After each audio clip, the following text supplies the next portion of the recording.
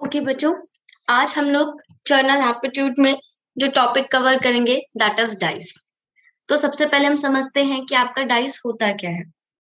Dice सभी लोगों ने देखा हुआ है। हम लोग जब लूडो गेम खेलते हैं तब हम लोग डाइस करते हैं, राइट। तो डाइस जो है वो सभी लोगों ने देखा हुआ है। डाइस क्या होता है? एक थ्री डायमेंशनल ऑब्जेक्ट होता है, राइट। डाइस क्या होता है? एक थ्री डायमेंशनल ऑब्जेक्ट होता है, सभी लोगों को याद होगा।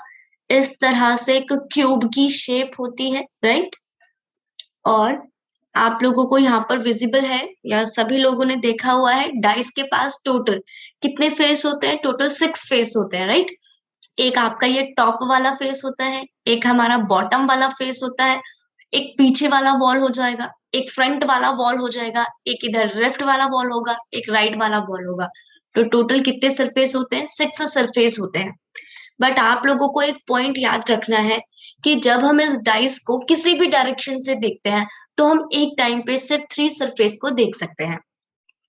तो ये आप लोगों के पास हो गया आपका डाइस, ठीक है। ये हमारे पास डाइस है।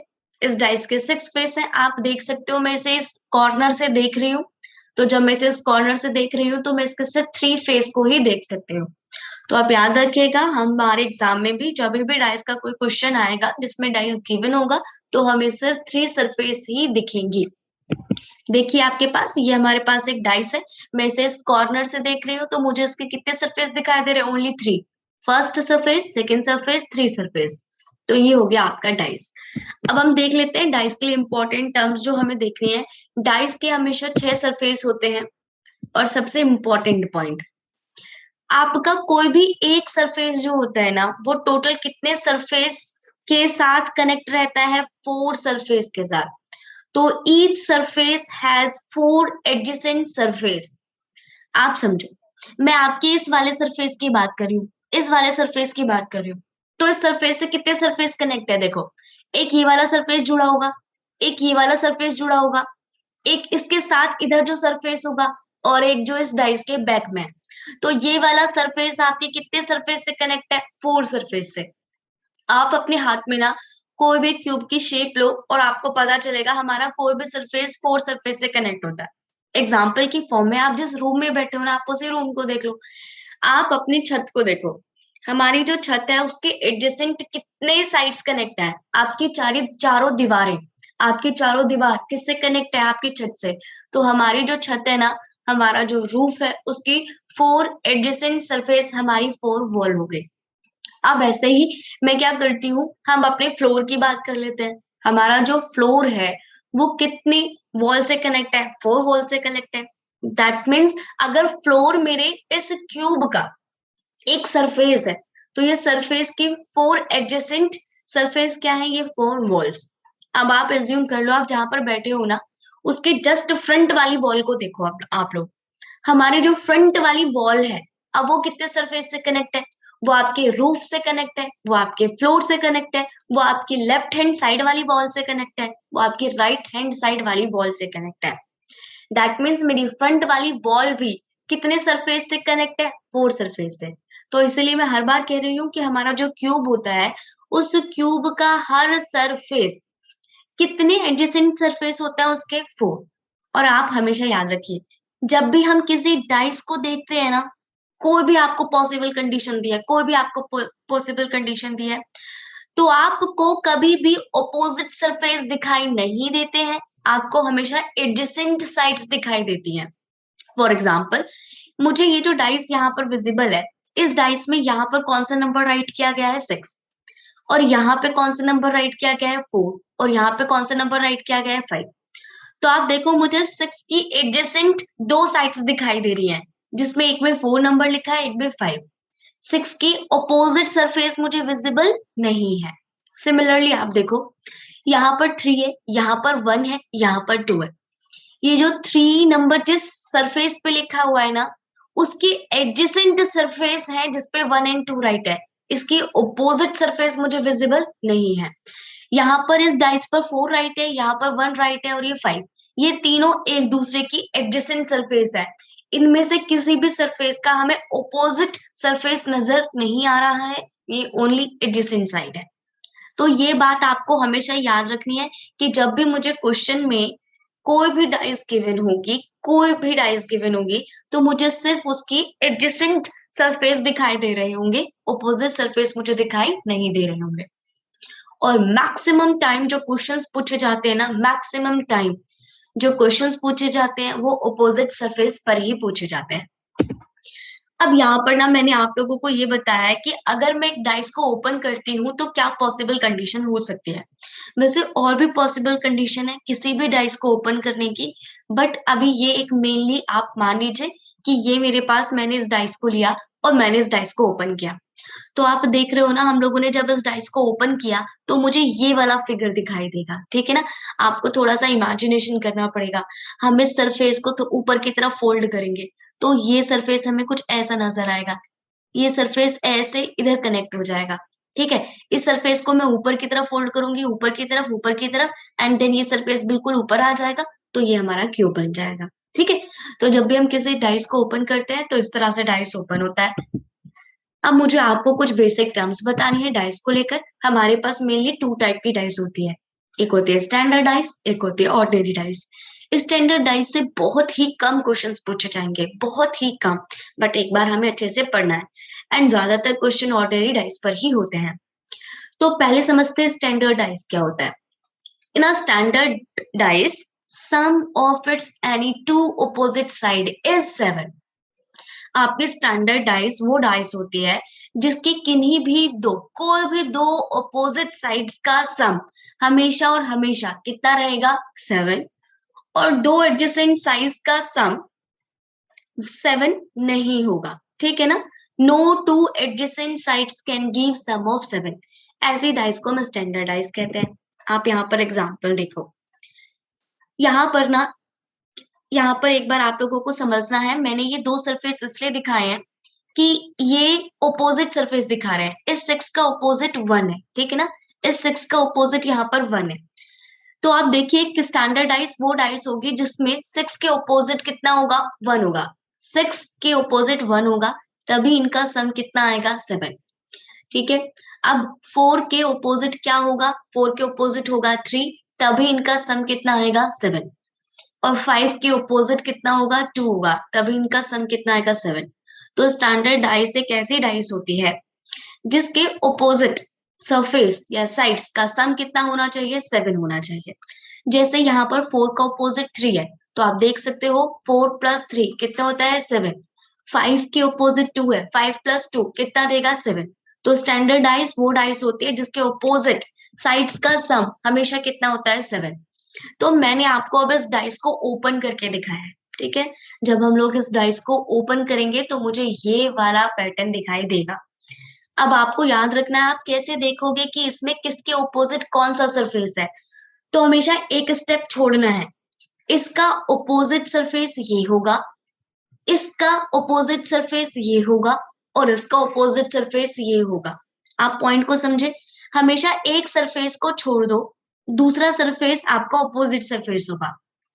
ये मेरा पहला सरफेस है, मैं इस सरफेस को छोड़ दूंगी, तो फिर ये वाला सरफेस मेरा ऑपोजिट होगा। 3 का ऑपोजिट सरफेस हो गया 4। सिमिलरली अब मुझे इसका ऑपोजिट देखना है, तो इसका नेक्स्ट सरफेस मैं छोड़ दूंगी और ये वाला सरफेस हो जाएगा इसका ऑपोजिट। अब मुझे इस सरफेस का ऑपोजिट देखना है, तो मैं इसे छोड़ दूंगी, ये क्या होगा, इसका ऑपोजिट, तो ये इसका ऑपोजिट हो गया, ठीक है। आपको समझ आ गया। तो मैं कह रही हूँ कि 3 का ऑपोजिट सरफेस है 4, 1 का ऑपोजिट सरफेस है 6, एंड 5 का ऑपोजिट सरफेस है 2। एंड आप देख सकते हैं इनका सम 3 प्लस 4 7, 6 प्लस 1 7, 5 प्लस 2 7।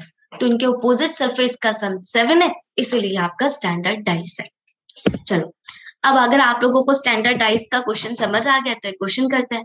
क्वेश्चन है, right the opposite surface of number 6 in an standard dice. मैंने आपसे कहा कि मैंने आपको एक स्टैंडर्ड डाइस दिया है, राइट। हमारे पास क्या है, एक स्टैंडर्ड डाइस है। तो आपको बताना है 6 के ऑपोजिट फेस पर कौन सा नंबर होगा। तो जल्दी से बताओ, 6 के ऑपोजिट सरफेस पे कौन सा नंबर होगा, 1। 1। अब नेक्स्ट क्वेश्चन देखो। क्वेश्चन में है, if 3 is placed on top face, ये आप डाइस देख सकते हो। इस डाइस के टॉप फेस पर कितना नंबर राइट है, 3 नंबर राइट है। Then which of the following will be neighbour of 3। हमसे ये 4 ऑप्शन बोले हैं, इन 4 ऑप्शन में बोला गया है कि इनमें से कौन कौन से 3 के नेबर सरफेस होंगे। अब जल्दी से सोचो इन 4 ऑप्शन में से कौन सा ऑप्शन करेक्ट होगा। आपको पता है ना इस 3 के साथ कितने नेबर सरफेस होंगे, 4, जिसमें से एक नेबर सरफेस दिख रहा है, दूसरा भी दिख रहा है, इसके इधर वाला नहीं दिख रहा है, इसके इधर वाला भी नहीं दिख रहा है। आपको सोचना पड़ेगा वो कौन सा होगा। अभी तो क्लियरली दिख रहा है 1 और 5 तो होंगे ही। एंड मैंने आपको जो भी ऑप्शन दिए उन सभी ऑप्शन में, अच्छा मैंने 1 और 5 सी में दिया ही नहीं तो सी कैंसिल हो गया, 1 और 5 डी में नहीं है तो डी भी कैंसिल हो गया, जो कि क्लियरली दिख रहा है 3 के नेबर 1 और 5 तो होंगे ही होंगे, वो तो डायग्राम में ही दिख रहा है। सी ऑप्शन में 1 था 5 नहीं है, गलत हो गया ये। डी ऑप्शन में 5 लिखा हुआ है 1 ही लिखा हुआ है, दैट मीन्स मेरा ये ऑप्शन भी क्या हो गया, गलत। अब बचा आपके पास A option and B option. अब आपको इसमें सोचना है, देखो अभी हम लोग स्टैंडर्डाइज पे क्वेश्चन कर रहे हैं। एग्जाम में अगर स्टैंडर्डाइज से रिलेटेड क्वेश्चन आता है तो एग्जाम में लिखा होता है कि एक स्टैंडर्डाइज है, तो ये एक स्टैंडर्डाइज है। अगर ये एक स्टैंडर्डाइज है तो ये बात तो क्लियर हो गई है कि आपके 3 के ओपोजिट क्या होगा, जल्दी से बताओ। अगर ये स्टैंडर्डाइज है तो 3 के ओपोजिट, ये टॉप पर है तो जो बॉटम पे होगा उसमें नंबर कौन सा राइट किया गया होगा, 4, 4, राइट। तो 4 3 का ऑपोजिट है, उसका नेबर तो हो ही नहीं सकता, राइट। 4 3 का ऑपोजिट है तो नेबर तो हो ही नहीं सकता, तो फिर ए ऑप्शन काट दो क्योंकि ए ऑप्शन में 4 राइट था। तो ए ऑप्शन भी कट गया, सी भी कट गया, डी भी कट गया, बी। यानी आपके 3 के नेबर में जो होगा वो 1 होगा, 5 होगा, 2 होगा और बैक वाले पे 6 होगा, तो option B is correct. Clear. तो स्टैंडर्डाइज से ही दो क्वेश्चन पूछे जा सकते हैं कि किसी सरफेस का ऑपोजिट बताओ, या फिर टॉप पर ये है तो उसके नेबर में कौन कौन से नंबर होंगे। स्टैंडर्डाइज का टॉपिक क्लियर हो गया है। अब हम चलते हैं आपके ऑर्डिनरी डाइस की तरफ। ऑर्डिनरी डाइस क्या होती है, ऑर्डिनरी डाइस स्टैंडर्ड डाइस के उल्टा होता है। ऑर्डिनरी डाइस में क्या होता था, एक मिनट, यहाँ पे डेफिनेशन गलत हो गया। हाँ, हमारा जो ऑर्डिनरी डाइस होगा ना, अब इस ऑर्डिनरी डाइस में ओपोजिट का सम 7 नहीं होगा, ठीक है। ऑर्डिनरी डाइस में आपका जो ओपोजिट फेस है ना, उनका सम कभी भी 7 नहीं होगा। बट इस बार आपके जो एडजेसेंट साइड्स है ना, कोई भी दो एडजेसेंट साइड, कोई भी एनी टू, कोई भी दो एडजेसेंट साइड का सम कितना होगा, 7 होगा। तो अगर किन्हीं भी दो एडजेसेंट साइड का सम इस बार 7 हो जाता है तब हम उसे बोलते हैं ऑर्डिनरी डाइस, ठीक है। ऑर्डिनरी डाइस क्या होती है समझ आ गई। अब देखो, क्या ये मेरी ऑर्डिनरी डाइस है, उसके लिए मैं किन्हीं भी दो एडजेसेंट साइड को ऐड करके देखूंगी। 5 + 4 9, यहां से तो नहीं है। 4 + 3 7, यस ये आपका ऑर्डिनरी डाइस है। 6 + 2 8, 6 + 1 7, यस ये मेरा ऑर्डिनरी डाइस है। तो आपको समझ आ गया होगा ऑर्डिनरी डाइस क्या होती है। इस बार किन्हीं भी दो एडजेसेंट साइड का सम 7 होगा। तो यहाँ पर मैंने डाइस को ओपन कर दिया, जैसा मैंने आपको अभी बताया था। अगर मुझे इसका ओपोजिट सरफेस चेक करना है तो मैं इसे छोड़ दूंगी, ये हो जाएगा ओपोजिट सरफेस। तो 1 के ओपोजिट सरफेस कितना राइट करेंगे हम, 3 राइट करेंगे। आगे देखो, अब मुझे 2 को अपोजिट सरफेस चेक करना है तो मैं एक सरफेस को छोड़ूंगी, नेक्स्ट सरफेस पे जंप करूंगी, तो मेरे 2 को अपोजिट कितना हो जाएगा, 4 हो जाएगा। एंड फाइनली हम क्या करते हैं, 5 का अपोजिट फाइंड करेंगे, तो इसके लिए मैं एक सरफेस को छोड़ दूंगी, नेक्स्ट सरफेस पे जंप करूंगी, तो 5 का अपोजिट कितना हो जाएगा, 6। अब आप चेक कर सकते हो किन्हीं भी दो अपोजिट साइड्स का सम 7 नहीं आएगा। अगर मैं 1 + 3 करती हूँ तो ये 7 नहीं है, 2 + 4 करते हो तो भी ये 7 नहीं है, 5 + 6 करते हो तो भी ये 7 नहीं है।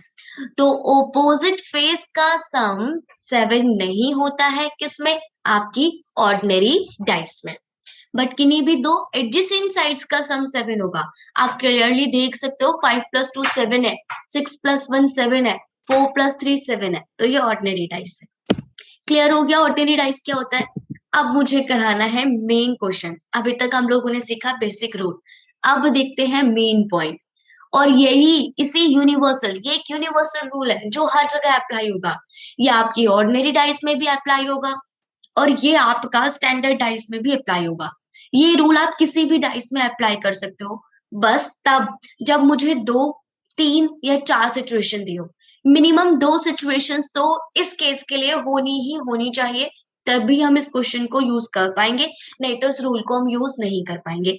जैसे कि ये जो मैंने डायग्राम दिया, इसमें मैंने आपको 3 सिचुएशन दिया, पहला, दूसरा और ये तीसरा। ठीक है, तो इस रूल को आप कहीं पर भी अप्लाई कर सकते हो, ऑर्डिनरी डाइस में या स्टैंडर्ड डाइस में। इस रूल को अप्लाई करने के लिए मिनिमम 2 सिचुएशंस होनी चाहिए, 3, 4 होगी तो भी कोई प्रॉब्लम नहीं है। अब पहला पॉइंट ये, इस रूल को हम यूज कहाँ पे करते हैं? आपका ऑपोजिट फेज कैलकुलेट करने के लिए। जैसे कि मैंने आपको एक क्वेश्चन दे दिया और मैं आपसे बोलूं 3 के ऑपोजिट जो फेज होगा ना, उस पे क्या नंबर राइट है वो बता दो। ठीक है, 3 के ऑपोजिट फेज पे मैं आपसे नंबर पूछ रही हूँ, तब हम इस रूल को अप्लाई करेंगे। अब ये रूल क्या कहता है, एक बार उस रूल को भी हम लोग देख लेते हैं। इससे आपको फाइंड करना है ऑपोजिट फेज। मैं बार बार कह रही हूँ, इसी से रिलेटेड बहुत सारे क्वेश्चंस एग्जाम में आते हैं। तो मुझे कोई भी एक डाइस दिया गया है और उस डाइस का 3 सिचुएशन दिया गया है। एक बार हमने उस डाइस को इस कॉर्नर से देखा, एक बार इस कॉर्नर से देखा और एक बार इस कॉर्नर से देखा। तो मुझे जो जो नंबर दिखाई दे रहे थे वो आप लोग इन डायग्राम में देख सकते हो। अब मेरा काम क्या है, इस रूल के अकॉर्डिंग मुझे किन्हीं भी 2 सिचुएशन में एक ही नंबर फाइंड करना है। जैसे आप देख सकते हो, इन दोनों में कौन सा नंबर कॉमन है, 3। आप चाहो तो इन दोनों डाइस को ले सकते हो, इन दोनों में आपको कौन सा नंबर कॉमन दिखाई दे रहा है, 2। आप चाहो तो इन दोनों डाइस को ले सकते हो, इन दोनों में मुझे कौन सा कॉमन नंबर दिखाई दे रहा है, 5। तो आपको क्या करना है, किन्हीं भी 2 डायग्राम को देखना है और उनमें किसी भी एक कॉमन नंबर को पिक करना है। जैसे कि मैं इस 3 नंबर को पिक कर लेती हूँ पहले और सेकंड डायग्राम में। तो अब हम क्या करते हैं, इस नंबर से क्लॉकवाइज चलते हैं। तो 3 के बाद क्या आ रहा है, 2। तो मैं यहाँ पे लिख लेती हूँ 3। देन 3 के बाद कितना आ रहा है, 2। मैं क्लॉकवाइज डायरेक्शन में मूव कर रही हूँ, आप भी हमेशा क्लॉकवाइज में ही मूव कीजिएगा। अब हम 2 के बाद कौन से नंबर पे जाएंगे, 1 नंबर पे। अब ऐसे ही सेकेंड फिगर में भी मैं 3 से ही स्टार्ट करूंगी। 3 के बाद मैं किस पे जंप कर रही हूँ, 4 पे जंप कर रही हूँ। देन 4 से क्लॉकवाइज डायरेक्शन में जाऊंगी तो 4 के बाद क्या आ जाएगा, 5। तो इस तरह से आप लोगों को राइट कर लेना है। अब देखो, ये दोनों ऑपोजिट होंगे, दैट मीन्स आपका जो 2 है उसके ऑपोजिट सरफेस पे क्या होगा, 4। 1 और 5 क्या होंगे, एक दूसरे के ऑपोजिट में होंगे। अब देखो यहाँ पे तो कोई नंबर बचा ही नहीं है, 3 तो 2 बार रिपीट हो नहीं सकता, तो कौन सा नंबर बचा, 6। दैट मीन्स 3 के ऑपोजिट सरफेस पे क्या राइट है, 6। तो अब आपसे जो भी क्वेश्चन में पूछा जाए वो आप बता दो। 2 के ऑपोजिट पूछा जाए 4, 1 के ऑपोजिट पूछा जाए 5, 3 के ऑपोजिट पूछा जाए 6। आप ऐसा किसी भी डायग्राम से कर सकते हो। जैसे मैं इन दोनों डायग्राम को ले लेती हूँ, diagram number 2 and diagram number 3 को मैं कंसिडर करती हूँ। अब मैं 5 देख रही हूँ, इन दोनों में कौन सा नंबर कॉमन है, 5। तो हम 5 के क्लॉकवाइज डायरेक्शन में चलते हैं, 5 से 3, 3 से 4। तो हम जाएंगे 5 से 3 एंड देन 3 से 4। सेकेंड वाले डायग्राम में 5 से क्लॉकवाइज डायरेक्शन में मूव करने पे 6 मिल रहा है एंड क्लॉकवाइज डायरेक्शन में मूव करने पे कितना मिल रहा है, 2। तो 3 के ऑपोजिट कितना मिलेगा, 6। 4 के ऑपोजिट कितना मिलेगा, 2। और यहाँ पे कुछ नहीं बचा तो कितना बचा, 1। तो अब भी वही आंसर आ रहा है जो आपका पहले आंसर आया था। क्लियर हो गया ना? हम कोई भी डायग्राम को ले, हमारा आंसर हर बार सेम ही आएगा। तो चलो एक और क्वेश्चन देखते हैं। जैसे अब इस क्वेश्चन में मुझसे कहा जाए कि 3 के ऑपोजिट क्या है वो मुझे बताना है। तो अब आप देखो, आपको 4 दिए हुए हैं। अब हमने क्या किया, पहला डायग्राम और थर्ड डायग्राम ले लिया। अब कोई भी डायग्राम ले सकते हो। अब हमने फर्स्ट एंड थर्ड डायग्राम में देखा 3 कॉमन था, तो हम 3 के क्लॉकवाइज चल रहे हैं। तो फर्स्ट डायग्राम में 3 के बाद 1, 1 के बाद 5। थर्ड डायग्राम में 3 के बाद क्या है, 4, 4 के बाद क्या है, 2। दैट मीन्स 5 के अपोजिट 2, 1 के अपोजिट 4 और 3 के अपोजिट कितना होगा, 6 होगा। तो मिल गया हमें ऑपोजिट फेज। अब जरूरी नहीं है कि डाइस में हर बार नंबर ही राइट किए गए हो, कभी कभी वहां पे अल्फाबेट्स या कुछ सिंबल्स दे दिए जाते हैं। जैसे आपका क्वेश्चन यहाँ पर है, ये भी डाइस ही है बट यहाँ पर हम नंबर राइट नहीं है। अब आप लोग मुझे जल्दी से बताओ, रेक्टेंगल के ओपोजिट क्या होगा, सॉरी सर्किल के ओपोजिट क्या होगा एंड रेक्टेंगल के ओपोजिट फेस पे कौन सा सिंबल होगा। जल्दी से क्वेश्चन को करो सॉल्व और जल्दी से मुझे आंसर बताओ। सर्कल के ओपोजिट फेस पर क्या है एंड रेक्टेंगल के ओपोजिट फेस पर कौन सा सिंबल होगा, जल्दी से बताओ। हाँ बच्चों, सॉल्व कर रहे हो ना क्वेश्चन को? देखो, हमें कोई भी दो डायग्राम लेने हैं, हम लोगों ने एज्यूम कर लो फर्स्ट एंड सेकंड डायग्राम ले लिया। तो इन दोनों डायग्राम में आप लोग देख सकते हो कौन सा कॉमन है, सर्कल कॉमन है, ठीक है। कौन सा कॉमन है, सर्कल। मैं यहाँ से आपको एक और ट्रिक देने वाली हूँ, बस फिलहाल अभी देखो। जब मैं फर्स्ट डायग्राम में सर्कल के क्लॉकवाइज जाऊंगी तो मुझे ये स्टार वाला सिंबल मिलेगा, एंड देन क्लॉकवाइज डायरेक्शन में जाऊंगी तो मुझे क्या मिलेगा, एरो मिलेगा। सेकेंड वाली डायग्राम में जब मैं सर्कल की क्लॉकवाइज डायरेक्शन में जाऊंगी तो मुझे क्या मिलेगा, रेक्टेंगल मिलेगा। एंड जब मैं रेक्टेंगल के क्लॉकवाइज जाऊंगी तो मुझे एरो मिलेगा। ये डबल डायरेक्शन वाला एरो था, आप इसे लाइन कह दो, इसे एरो कह दो। अब आप देख सकते हो मेरा जो स्टार है उसके ऑपोजिट क्या मिल गया, रेक्टेंगल। तो जो मैंने सेकंड क्वेश्चन पूछा था उसका आंसर क्या हो गया, स्टार हो गया। अब मुझे ये देखना है ऐसा कौन सा फिगर है जो मैंने यहाँ पे राइट नहीं किया, सर्कल हैशटैग राइट। तो यहाँ पर सर्कल के ऑपोजिट मुझे जो फेस मिलना था वो क्या मिलना था, हैशटैग। हो गया हमारे क्वेश्चन का आंसर। बट मैं आपको यहाँ पर एक और रूल बता देती हूँ। अगर ना ऐसी दो फिगर मिले जिनमें दो फेस बिल्कुल सेम मिले, जैसे कि आप सेकेंड एंड थर्ड देख सकते हो, सर्कल सर्कल, रेक्टेंगल रेक्टेंगल। तो अगर आपको दो ऐसा डायग्राम मिल जाता है जिनमें दो फेस सेम दिखते हैं ना, तो उनका जो बाकी का बचा पोर्शन होता है ना वो हमेशा ऑपोजिट पोल होता है, ठीक है।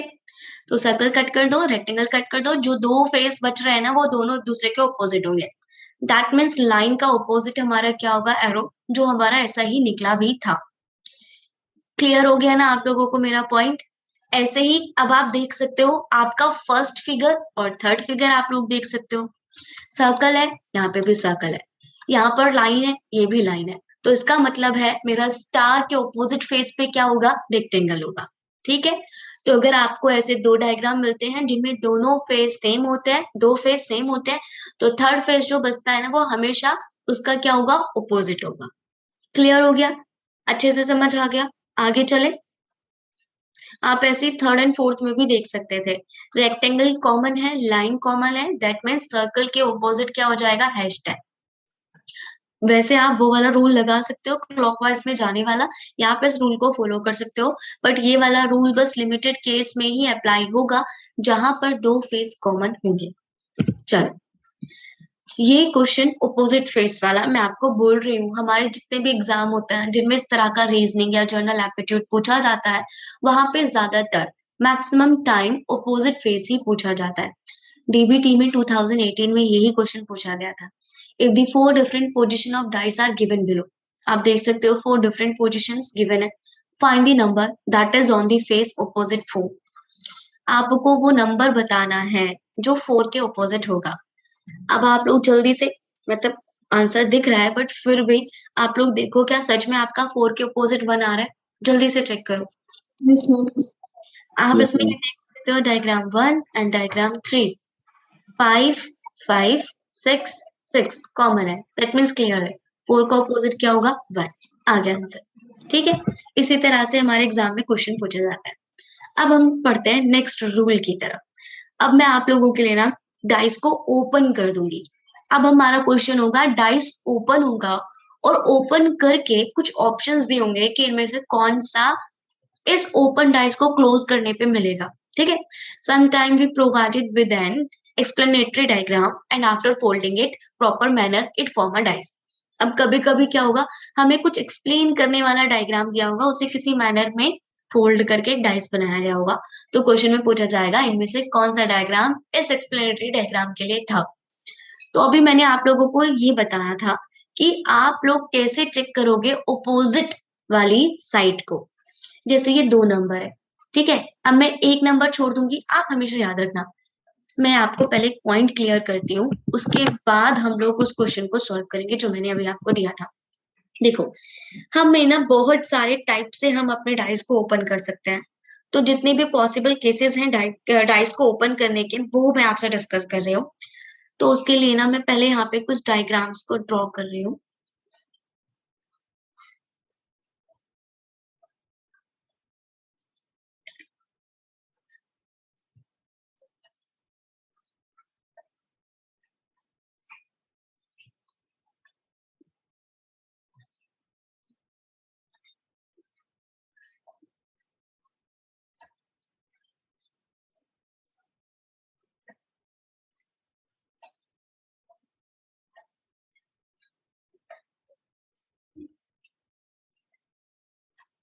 चलो बच्चों, आप इन डायग्राम में देख सकते हो कि मैंने ना ये वो पॉसिबल कंडीशंस राइट किए हैं जिसमें हम डाइस को ओपन कर सकते हैं। और भी पॉसिबल कंडीशन है, बट अभी मैंने वो पॉसिबल कंडीशन बनाई है जिसमें आप देख सकते हो मैंने 4 साइड्स को एक साथ रखा है।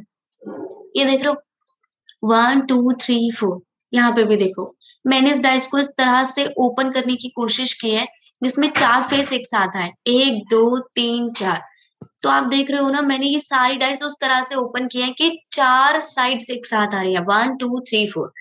तो ऐसी कोई भी सिचुएशन होती है जिसमें इस तरह से 4 साइड्स एक साथ आती हैं, 2 साइड्स बचती हैं बस, तो उसमें हमेशा यही करना है, एक सरफेस को छोड़ो, दूसरे सरफेस पे जंप करो। ये जो सरफेस है ना, इसके लिए इसे छोड़ दो, ये इसका ऑपोजिट होगा। तो हमारे पास, एक मिनट, आपके पास इसका ऑपोजिट सरफेस ही होगा। आपको अब ये फाइंड करना है इसका ऑपोजिट, तो इसे छोड़ दो, ये इसका ऑपोजिट होगा। अब इसका ऑपोजिट फाइंड करना है, इसे छोड़ दो, ये इसका ऑपोजिट होगा। ठीक है, एक नेक्स्ट डायग्राम में देखते हैं। मुझे इसका ऑपोजिट सा फाइंड करना है, तो इसका ऑपोजिट क्या होगा, इसे मैं छोड़ दूंगी, ये इसका ऑपोजिट होगा। अब मुझे इसका फाइंड करना है, इसका ऑपोजिट फाइंड करना है, तो इसे छोड़ दूंगी और ये इसका ऑपोजिट हो जाएगा। और इसका ऑपोजिट आपका ये वाला सरफेस होगा। सेम, इसका ऑपोजिट फाइंड करना है, इसे छोड़ दो, ये ऑपोजिट होगा। अब इसका ऑपोजिट फाइंड करना है, तो इस सरफेस को छोड़ दो, ये ऑपोजिट हो जाएगा और इसका ऑपोजिट ही हो जाएगा। समझ गए ना आप लोग केस को? क्लियर हो गया ना? इसका ऑपोजिट ये होगा, इसका ऑपोजिट ये होगा एंड इसका ऑपोजिट ये होगा। तो अभी मैंने आपको जो क्वेश्चन दिखाया था ना, वो कुछ इसी कॉन्सेप्ट पे था। अब देख सकते हो आप लोग, हमारा जो 2 है, इस 2 का ऑपोजिट कितना होगा? इस 2 का ऑपोजिट होगा 4। ठीक है, तुम राइट कर लेते हैं। 2 का ऑपोजिट कितना होगा? 4। 1 का ऑपोजिट कितना होगा? 6। 1 को ऑपोजिट से फेस पर 6 आएगा। एंड 5 के ऑपोजिट फेस पर कितना आएगा? 3। तो 5 के ऑपोजिट फेस पर आएगा 3। तो ये हमने राइट कर लिया। अब मैंने आपको स्टार्टिंग में ही समझाया था कि जब भी हमें कोई भी कंडीशन गिवन होती है, तो उसमें कभी भी आपको ऑपोजिट फेस दिखाई नहीं दे सकते। हमें हमेशा एडजेसेंट साइड ही दिखाई देते हैं। ठीक है ना? इस बात को आपको हमेशा याद रखना है। कभी भी दो ऑपोजिट फेस साथ में दिखाई नहीं देते, हमेशा एडजेसेंट साइड्स दिखाई देती हैं। तो अब आप लोग थर्ड केस देखो। थर्ड केस में 2 और 4 साथ में दिखाई दे रहे हैं, बट ये तो मेरे ऑपोजिट फेस थे जो साथ में दिखाई नहीं दे सकते, तो ये हमारा हो गया गलत। अब आप अपना सेकंड केस देखो। 5 और 3 ऑपोजिट है, बट 5 और 3 इन्होंने एडजेसेंट साइड बना दी, तो ये भी हो गया गलत। फर्स्ट वाला डायग्राम देखो, 6 एंड 1 क्या है? ऑपोजिट है, बट इन्होंने तो इसे साथ में दिखा दिया, तो ये भी हो गया गलत। फोर्थ फिगर आप देख सकते हो, कोई भी ऑपोजिट फेस एक साथ नहीं है, दैट मीन्स केस कौन सा हो गया? ट्रू। आ गया क्वेश्चन समझ में? चलो नेक्स्ट क्वेश्चन। क्वेश्चन आप लोग देख सकते हो, if there are 3 dots, if there are 3 dots at the bottom, then how many dots will be on top. मुझे ये क्वेश्चन दिया गया है। क्वेश्चन में कहा गया है कि अगर इस डाइस के बॉटम में 3 नंबर आ जाए, तो उसके टॉप पर कौन सा नंबर होगा। दैट मीन्स इन्होंने बोला है 3 के ऑपोजिट फेस पे कौन सा नंबर राइट होगा। अब जल्दी से आप लोग बताओ कौन सा नंबर राइट होगा। जल्दी से बताओ कौन सा ऑप्शन करेक्ट है। हाँ बच्चों, जल्दी से एक्सप्लेन करो कौन सा नंबर होगा। देखो, फर्स्ट एंड सेकंड फिगर में मैं देख सकती हूँ क्या नंबर कॉमन है? 3 नंबर कॉमन है। एंड आप देख सकते हो 6 नंबर भी कॉमन है। ठीक है ना? 3 और 6 कॉमन है, दैट मीन्स 4 के ऑपोजिट कितना होगा? 2। ये नंबर कॉमन थे, तो कॉमन नंबर को हम कट कर देते हैं, तो आपको क्लियर हो रहा है 4 के ऑपोजिट कितना होगा? 2। अब ये भी क्लियर है 3 और 6 ऑपोजिट नहीं हो सकते, क्योंकि वो दोनों डायग्राम में साथ साथ दिख रहे हैं। अगर डायग्राम में 2 नंबर साथ में दिख रहे होते हैं तो वो एडजेसेंट साइड होती है। तो 3 के ऑपोजिट में कुछ होगा एंड 6 के ऑपोजिट में कुछ होगा। क्या होगा हमें नहीं पता। 3 के ऑपोजिट में 1 भी हो सकता है, 5 भी। 6 के ऑपोजिट में 1 भी हो सकता है, 5 भी। ऐसा कोई क्लियरली क्वेश्चन में मेंशन नहीं है, तो इसलिए ऑप्शन इज 1। 1 और 5 हमें नहीं पता। ठीक है, तो ऑप्शन 1 हो गया, 1 भी हो सकता है, 5 भी हो सकता है। ठीक है, अब आप लोगों को एक और कॉन्सेप्ट बताती हूँ। जरूरी नहीं है हमारा डाइस इसी तरह से ओपन हो कि 4 साइड्स एक साथ आए। हो सकता है आपको कुछ ये वाला पैटर्न भी देखने को मिले।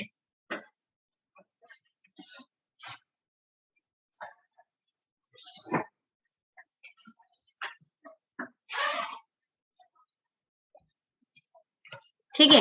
हो सकता है आपको ये वाला पैटर्न भी देखने के लिए मिले। मैं यहाँ पे नंबर ऐड कर देती हूँ आपको समझाने के लिए।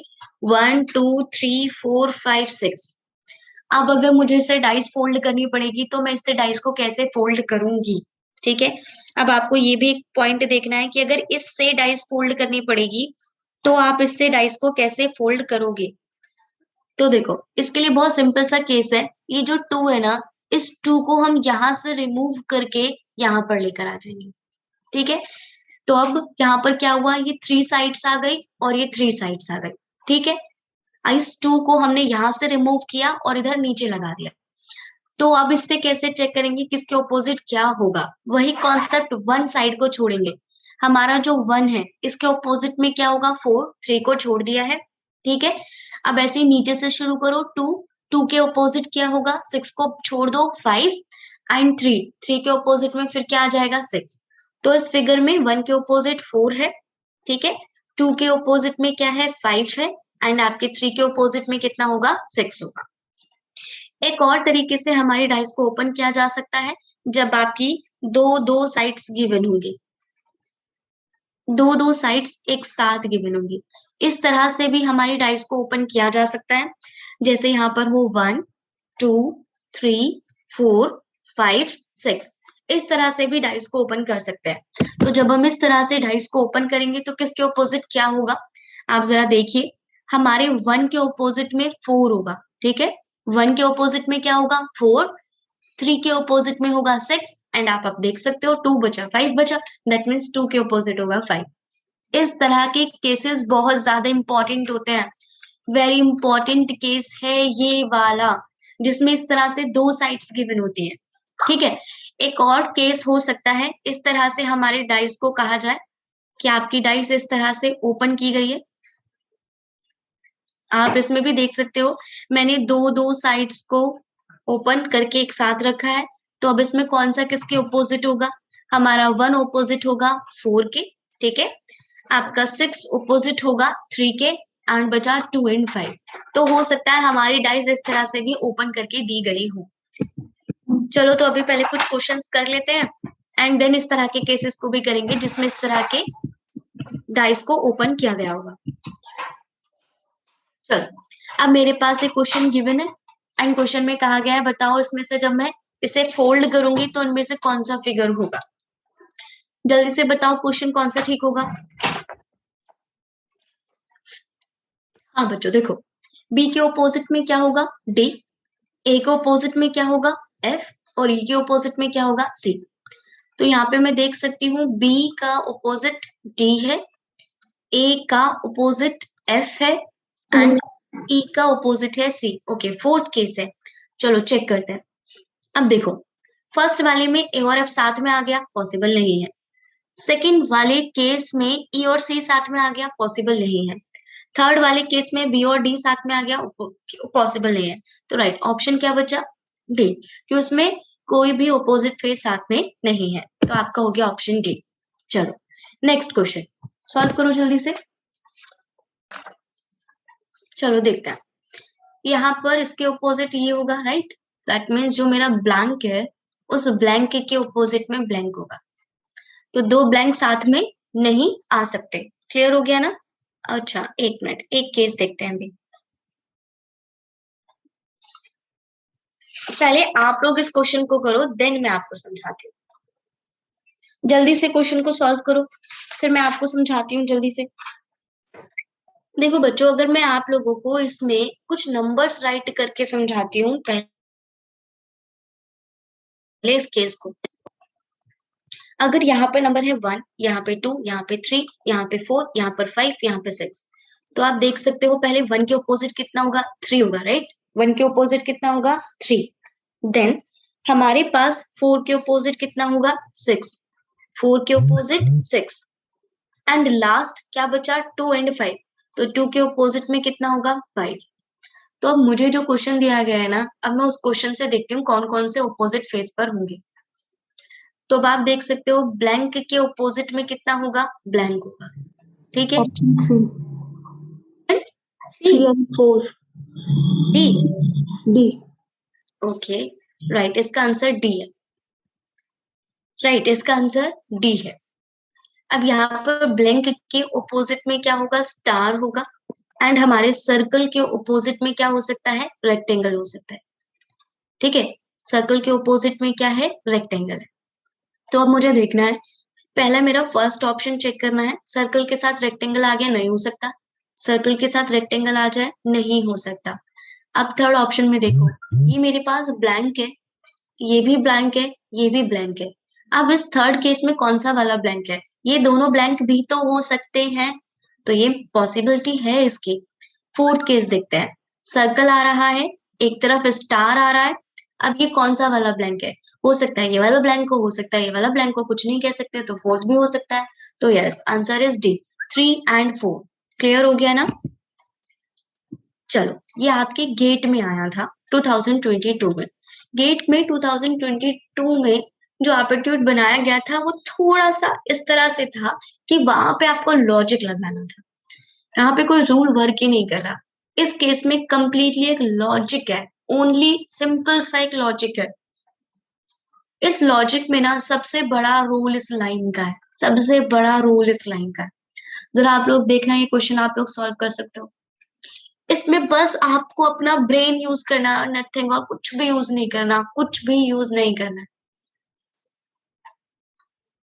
क्वेश्चन में कहा गया था, consider a cube made by folding a single sheet of paper of appropriate shape. The interior face of cube are blank. जो इसके अंदर के फेस है ना, क्यूब के अंदर के जितने भी फेस हैं वो सब क्या है, blank. But exterior face that are not visible in above view may not be blank।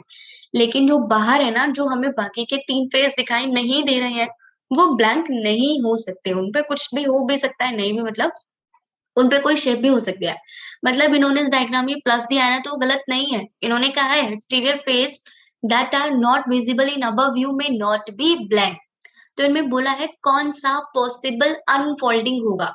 तो अब देखो, मैं क्यूब को तो अनफोल्ड नहीं कर सकती, राइट, क्यूब को अनफोल्ड नहीं कर सकते। आप लोगों को जब भी ऐसा क्वेश्चन आया ना, क्यूब को अनफोल्ड करो, तो आप समझ जाओ आपको उल्टा करना है। हम लोग हमेशा क्या करते हैं, ओपन क्यूब से फोल्ड करके क्यूब बनाते हैं। ठीक है, तब मेरे को ना बस एक लॉजिक समझना होगा, एक बहुत छोटा सा लॉजिक क्लियर करना है। आप लोग ना ये वाले केस को देखो, जब मैं इस क्यूब को, प्लीज समझिएगा, आप इस क्यूब को अंदर की तरफ फोल्ड करोगे ना, तो जब आप स्क्वायर, ये जो ब्लैक कलर से पेंट किया गया है ना, उस ब्लैक वाले पेंट को आप इसी तरह से तो अंदर की तरफ फोल्ड करोगे। समझ गए ना आप मेरी बात को। तो अब ये इस तरह से है, यहाँ पर ये मेरी लाइन है, और जिस पर मुझे ब्लैंक पेंट करना है ना, वो इस तरह से इसके साइड में आएगा, राइट। अब क्या करूंगी, अब मुझे ना इस डाइस को घुमाना है, क्योंकि इन्होंने ना ब्लैक वाले पार्ट को ऊपर रखा हुआ है, इस ब्लैक वाले पार्ट को ऊपर रखा है। तो जब मैं इस डाइस को घुमाऊंगी, आप लोग समझिए, इस डाइस को अब आप रोटेट करोगे, तो ब्लैक वाला पार्ट कहाँ पर आएगा, ऊपर आएगा। और ये जो लाइन थी ना, अब वो लाइन क्या हो जाएगी, सीधी हो जाएगी। अब ये लाइन क्या थी, हॉरिजेंटल थी। अब मुझे इस डाइस को मूव करना है और इस ब्लैक वाले पार्ट को ऊपर की तरफ लाना है। तो ये जो हमारी हॉरिजेंटल लाइन थी, वो किस में कन्वर्ट हो जाएगी, वर्टिकल लाइन में कन्वर्ट हो जाएगी। समझ गए मेरी बात। बाकी किसी भी केस में ऐसा हो ही नहीं रहा। अगर मैं इस ब्लैक वाले पार्ट को मूव करके पीछे की तरफ ले जाऊंगी, और फिर मुझे इस डाइस को घुमाना पड़ेगा, क्योंकि ब्लैक वाले पार्ट को मुझे ऊपर की तरफ लाना है, तो ये जो लाइन है ना, ये हॉरिजेंटल हो जाएगी, जबकि डायग्राम में तो वर्टिकल लाइन गिवन थी। बाकी सारे केस में यही है, तो हमारा ये डी ऑप्शन करेक्ट था। तो आपको ये याद रखना है कि कंप्लीटली लॉजिक क्वेश्चन था, इसमें कोई रूल वर्क ही नहीं कर रहा था। इसमें बस इस लाइन का रोल था कि लाइन वर्टिकल है, जब मैं इस डाइस को घुमाऊंगी तो ये हॉरिजेंटल में कन्वर्ट हो जाएगा। तो अगर इस तरह का कोई सिंबल वाला केस दिया हो, देखो मैंने आपको जो भी केस कराए हैं अभी तक, उसमें कोई भी 2 फिगर्स तो दी होती थी डाइस को फोल्ड या अनफोल्ड करने के लिए। यहाँ पर एक ही केस ऐसा है, तो सीधा सा मतलब है कि ये जो कोई भी लॉजिक क्वेश्चन होगा ना, तो उसमें सिंबल का ही रोल होता है कि जब हम सिंबल को रोटेट करते हैं तो क्या होगा, क्या वो अपनी शेप को चेंज करेगा, जैसे कि इसने किया, ये वर्टिकल लाइन था, मूव करने पे हॉरिजेंटल लाइन में कन्वर्ट हो जाता। समझ गए क्या मेरी बात। वैसे ज्यादातर हमारे एग्जाम में क्या दिया गया है, वैसे ज्यादातर आपके एग्जाम में ऑपोजिट साइड पूछी गई है, ये डाइस को अनफोल्डिंग करना पूछा गया था। बस 2022 में ये एक लॉजिकल क्वेश्चन आपके एग्जाम में आया। तो अब मैं आपको एक क्वेश्चन दे रही हूँ, आप वो क्वेश्चन को कंप्लीट करेंगे, देन करेंगे एक छोटा सा क्वेश्चन और सॉल्व जो थोड़ा सा हार्ड होगा। अब यहाँ पर ना मुझे कुछ डाइस गिवन है,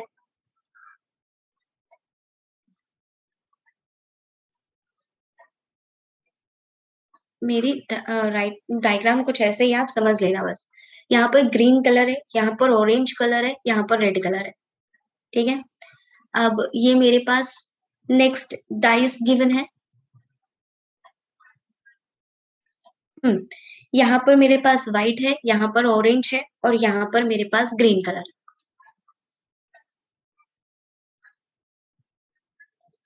यहाँ पर मेरे पास ऑरेंज है, वॉयलेट है, रेड है एंड लास्ट मेरे पास डाइस है। यहाँ पर सिल्वर, यहाँ पर ग्रीन, यहाँ पर रेड। अब आपको जो क्वेश्चन है वो भी बताती हूँ। B C D, A option है ऑरेंज, बी ऑप्शन है रेड, सी ऑप्शन है ग्रीन और डी ऑप्शन है white. If a cube is made using given arrangement, which colour will be opposite colour of violet? आपको violet के opposite colour मुझे बताना है, बताओ जल्दी से। ग्रीन। ऑपोजिट के ग्रीन, राइट। हाँ, समझ आ गया ना सभी को, किसी को कोई दिक्कत? चलो एक लास्ट क्वेश्चन सॉल्व करेंगे आज के लिए।